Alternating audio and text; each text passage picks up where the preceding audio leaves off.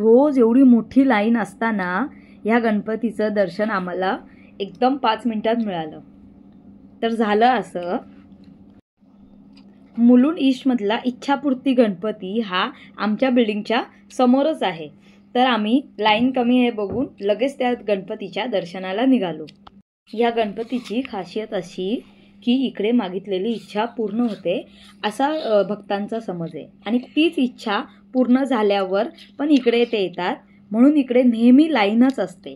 तर आता गणपतीचे शेवटचे 3 दिवस आहेत, तर तुम्ही पण पटापट या आणि दर्शन घेऊन जा। दुपारच्या वेळेला लाईन कमी असते आणि रात्री भरपूर असते। गणपतीच्या दर्शनाला येणाऱ्या सर्व भक्तांसाठी यांची पूर्ण फॅमिली सेवा देत असते।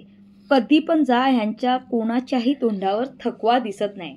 नेहमी ते फक्त सेवाच करत असतात आणि जो पण भक्त लाईनमधून येईल त्या प्रत्येकाला इकडे नाश्ता, गिफ्ट आणि सगळं मिळतं आणि सोबत गणपतीचं दर्शन सुद्धा।